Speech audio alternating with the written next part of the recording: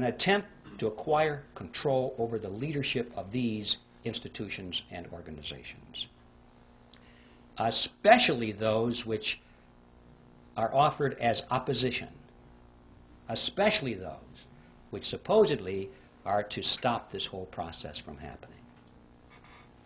Now, this has not only been going on in America, but this has been going on in every nation of the world, pretty much in the industrialized nations as it has gone on here. But I'd like to call your attention to what's been happening in the so-called third world, or the underdeveloped nations. This process is now complete. It's not going on. It's finished. They literally have bought those nations. Have you ever wondered what's going on there with the IMF, World Bank? Every once in a while on the back page of the newspaper you read that Congress once again authorized another $100 billion or so to go to the World Bank. And then it explains very carefully that this money is being used for humanitarian reasons. It's being used to uplift the standard of living of these poor people. That is an appearance of the fourth kind if you ever saw one. It's not being used for that at all. If it is, they're not doing a very good job, because after all these years, you cannot point to one of those countries which has had its standard of living raised one iota by this vast expenditure of money, because it was never designed to do that. The money does not go to the people. It does not go to the industries or the businesses of those countries where it might have a chance of raising the standard of living. It goes to the politicians, doesn't it? It goes to the governments of those countries, and it is used specifically to perfect and strengthen the control mechanisms over their people.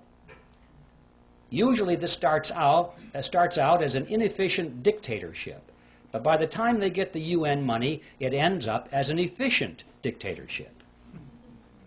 They have a better organized and equipped army.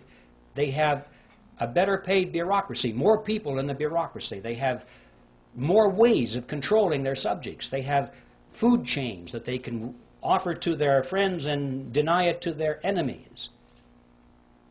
This money is used to build totalitarian systems in every country that you want to point to and analyze.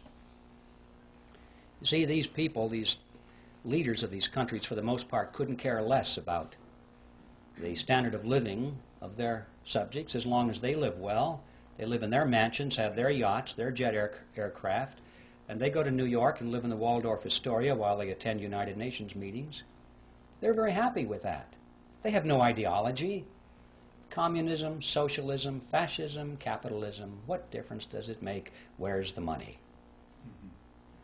That's it with these people. We know how welfare families in this country can be second, third generation families, and there's no hope at all of getting them off the dole because they can't imagine any other way of life. This happens at the international stage too. We're dealing with countries now that are second, third, in some cases fourth generation welfare governments. They don't know how to survive unless that money comes free through the International Monetary Fund and the World Bank, means from us.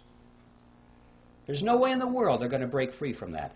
These countries, ladies and gentlemen, have already been purchased, lock, stock, and barrel, in this fashion, and they are now in place in the New World Order.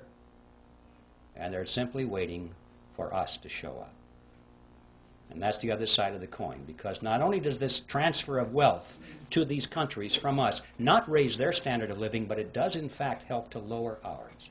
And this too is part of the plan. A strong nation is not a candidate for surrendering its sovereignty.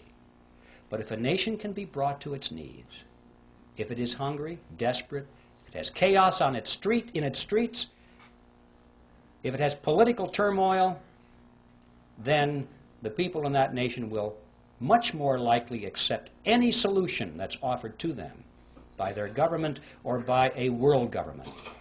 If there's anarchy in the streets, as we saw in Watts, in Los Angeles, people were joyous when the soldiers showed up. They were joyous because this now was an end to anarchy. It was a dress rehearsal. They won't care whether the helmets on these people are blue or brown.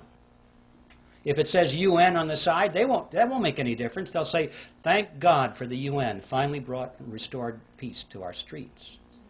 And if people are hungry and they're out of work and they don't know what to do in the economy, they'll be so thankful for a UN monetary unit which has purchasing power a little bit. Thank God for this UN money, because the old American dollars are kaput. Don't know what to do with it.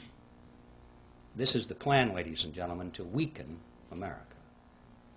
And so that's the process. And I'm mentioning this because I want to emphasize to you that what is going on here has nothing at all to do with wealth. The name of the game now is power. Well, now what are we going to do about this? Obviously, if we just restrict our attention to the subject which is ours tonight, the Federal Reserve System, the answer is clear. We have to slay the creature. But how are we going to do that? The creature was created by Congress, and that's how it's going to be slain. Congress can do it and will do it if we build enough fire under those chairs